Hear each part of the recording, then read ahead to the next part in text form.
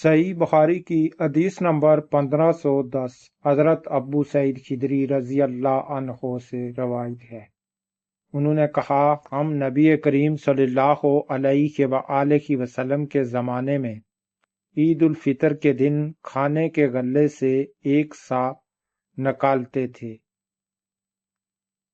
ہم نبی کریم صلی اللہ علیہ وآلہ وسلم کے زمانے میں عید الفطر کے دن یعنی کہ عید الفطر کے دن صدقہ فطر کھانے پینے کی اجناس سے ایک سا نکالتے تھے۔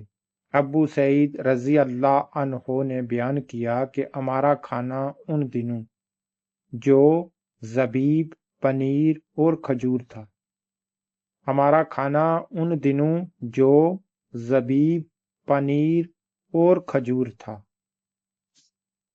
حدیثوں کے مطابق صدقہ فطر کی ادائیگی عید کی نماز سے پہلے پہلے ضروری ہے، اگرچہ تقسیم بعد میں کر دیا جائے۔ نماز عید کے بعد فطرانہ ادا کرنا درست نہیں۔ صدقہ فطر کی ادائیگی عید کی نماز سے پہلے پہلے ضروری ہے، اگرچہ تقسیم بعد میں کر دیا جائے۔ نماز عید کے بعد فطرانہ ادا کرنا درست نہیں۔ اس کی حیثیت عام صدقے کی نہیں کہ جس وقت مرضی ہو ادا کر دیا جائے۔ اس کی حیثیت عام صدقے کی نہیں کہ جس وقت مرضی ہو ادا کر دیا جائے۔ امام زہری رحمت اللہ نے تجارتی غلاموں کے متعلق فرمایا۔ امام زہری رحمت اللہ نے تجارتی غلاموں کے متعلق فرمایا کہ تجارت کی وجہ سے ان کی زکوٰۃ دی جائے اور ان کا فطرانہ بھی ادا کیا جائے۔ تجارت کی وجہ سے ان کی زکوٰۃ دی جائے اور ان کا فطرانہ بھی ادا کیا جائے۔ صحیح بخاری کی حدیث نمبر 1511 حضرت ابن عمر رضی اللہ عنہ سے روایت ہے۔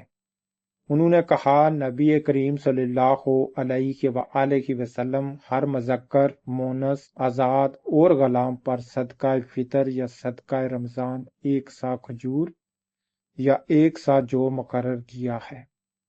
نبی کریم صلی اللہ علیہ وآلہ وسلم نے ہر مذکر، مونس، آزاد اور غلام پر صدقہ فطر یا صدقہ رمضان ایک سا کھجور یا ایک سا جو مقرر کیا ہے۔ پھر لوگوں نے نصف سا گندم اس کے مساوی قرار دے لیا۔ پھر لوگوں نے نصف سا گندم اس کے مساوی قرار دے لیا۔ حضرت عبداللہ بن عمر رضی اللہ عنہ فطرانہ کھجوروں سے دیا کرتے تھے۔ ایک دفعہ اہل مدینہ کھجوریں نہ حاصل کر سکے تو آپ نے جو بطور فطرانہ ادا کیے۔ راوی کہتا ہے کہ حضرت ابن عمر رضی اللہ عنہ ہر چھوٹے بڑے حتیٰ کہ میرے بیٹوں کی طرف سے فطرانہ ادا کرتے تھے، اور آپ فطرانہ ان لوگوں کو دیتے تھے جو صدقہ وصول کرنے پر تعینات تھے۔ آپ فطرانہ ان لوگوں کو دیتے تھے جو صدقہ وصول کرنے پر تعینات تھے، یعنی کہ جو لوگ جیسے کسی ٹیم کی شکل میں مقرر کیے جاتے ہیں یا کوئی تنظیم وغیرہ صدقہ وصول کرتی ہے تو وہ چاہے عید کے بعد بھی تقسیم کر سکتی ہے مسکینوں اور غریبوں میں۔ تو حضرت ابن عمر رضی اللہ عنہ جو صدقہ دیتے تھے وہ صدقے پر مقرر لوگوں کو صدقہ دیتے تھے۔ لوگ انہیں عید الفطر سے ایک دن یا 2 دن پہلے فطرانہ دے دیتے تھے۔ لوگ انہیں عید الفطر سے ایک دن یا 2 دن پہلے فطرانہ دے دیتے تھے۔ ہمارے نزدیک صدقہ فطر کا مقصد مساکین کی خوراک ٹھہرایا گیا ہے۔ ہمارے نزدیک صدقہ فطر کا مقصد مساکین کی خوراک ٹھہرایا گیا ہے، جس کی وضاحت حدیث میں ہے، اس بنا پر اشیاء خوردنی ہی فطرانے میں دی جائیں۔ اس بنا پر اشیاء خوردنی ہی فطرانے میں دی جائیں، قیمت وغیرہ ادا کرنا مل نظر ہے۔ واللہ علم، اللہ اور اس کا نبی ہی بہتر جانتے ہیں۔ اس حدیث میں ہمارے پیارے نبی حضرت محمد صلی اللہ علیہ وآلہ وسلم نے صدقہ فطر کی جو حد مقرر کی ہے وہ 1 سا ہے۔ تو 1 سا جو ہے وہ تقریباً 3.25 سیر کے برابر ہوتا ہے۔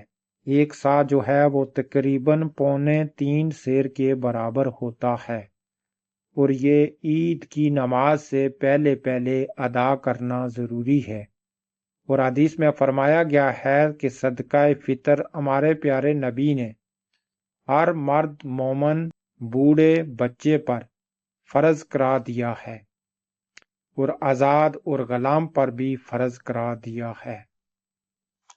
صحیح بخاری کی حدیث نمبر 1512 حضرت ابن عمر رضی اللہ عنہ سے روایت ہے۔ انہوں نے کہا کہ رسول اللہ صلی اللہ علیہ وآلہ وسلم نے ہر چھوٹے بڑے، آزاد اور غلام پر صدقہ فطر 1 سا جو یا 1 سا کھجور فرض کیا ہے۔ رسول اللہ صلی اللہ علیہ وآلہ وسلم نے ہر چھوٹے بڑے، آزاد اور غلام پر صدقہ فطر 1 سا جو یا 1 سا کھجور فرض کیا ہے۔